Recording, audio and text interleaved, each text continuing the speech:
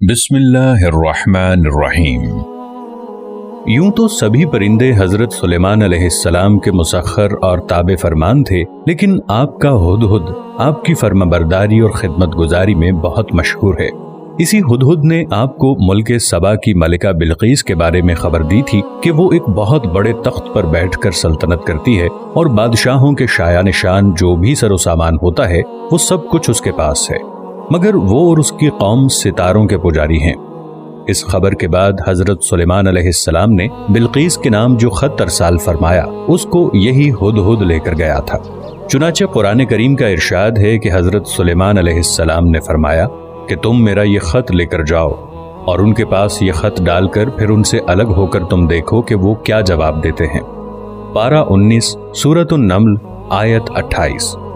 चुनाचे हुदहुद खत लेकर गया और बिल्कीस की गोद में उस खत को ऊपर से गिरा दिया।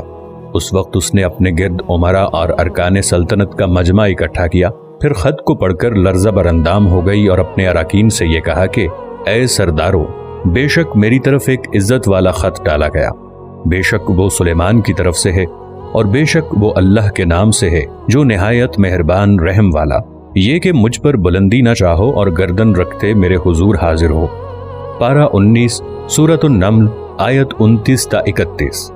खत सुनाकर बिल्कीस ने अपनी सल्तनत के अमीरों और वजीरों से मशवरा किया तो उन लोगों ने अपनी ताकत और जंगी महारत का ऐलानो इजहार करके हजरत सुलेमान अलैहिस्सलाम से जंग का इरादा जाहिर किया।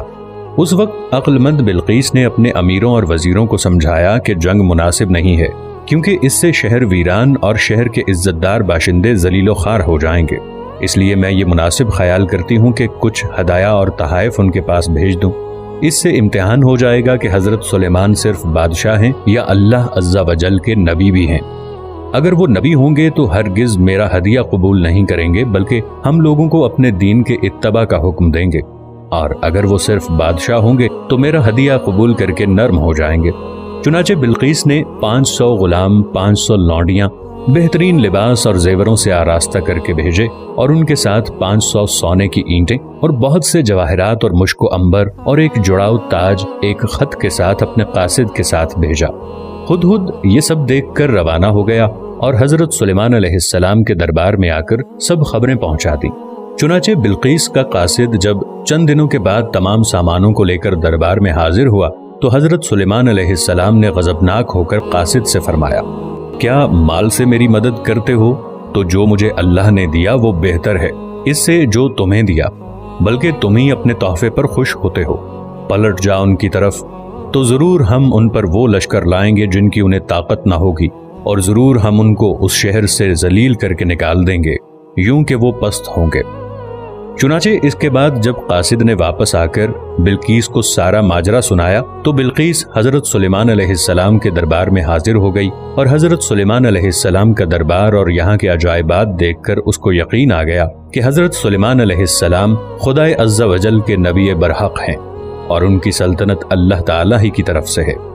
हजरत सुलेमान अलैहिस्सलाम ने बिल्कीस को अपने दीन की दावत दी तो उसने निहायत ही इखलास के साथ इस्लाम कबूल कर लिया। फिर हजरत सुलेमान अलैहिस्सलाम ने बिल्कीस से निकाह करके उसको अपने महल में रख लिया। इस सिलसिले में हुदहुद ने जो कारनामे अंजाम दिए वो बिलाशुबा अजायबात आलम में से हैं, जो यकीनन हजरत सुलेमान अलैहिस्सलाम के मोजज़ात में से हैं।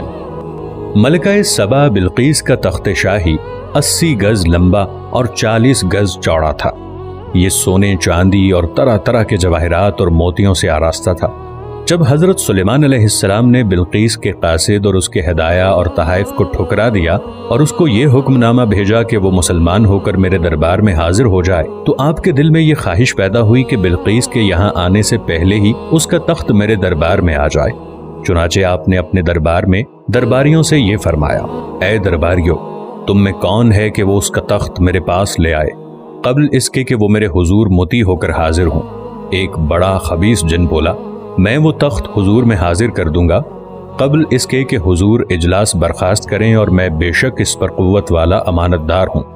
जिन का बयान सुनकर हजरत सुलेमान अलैहिस्सलाम ने फरमाया कि मैं ये चाहता हूँ कि इससे भी जल्द वो तख्त मेरे दरबार में आ जाए।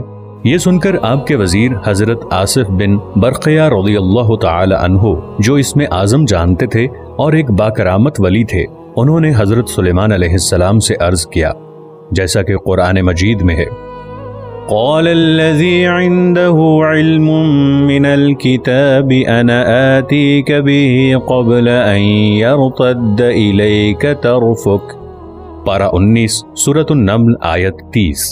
اس نے عرض کی کہ جس کے پاس کتاب کا علم تھا کہ میں اسے حضور میں حاضر کر دوں گا ایک پل سے بھی پہلے۔ چنانچہ حضرت آصف بن برقیہ نے روحانی قوت سے بلقیس کے تخت کو ملک سبا سے بیت المقدس تک حضرت سلیمان علیہ السلام کے محل میں کھینچ لیا، اور وہ تخت زمین کے نیچے نیچے چل کر لمحے بھر میں ایک دم حضرت سلیمان علیہ السلام کی کرسی کے قریب نمودار ہو گیا۔ تخت کو دیکھ کر حضرت سلیمان علیہ السلام نے یہ کہا، یہ میرے رب کے فضل سے ہے تاکہ مجھے آزمائے کہ میں شکر کرتا ہوں یا ناشکری، اور جو شکر کرے وہ اپنے بھلے کو شکر کرتا ہے، اور جو ناشکری کرے تو میرا رب بے پرواہ ہے، سب خوبیوں والا۔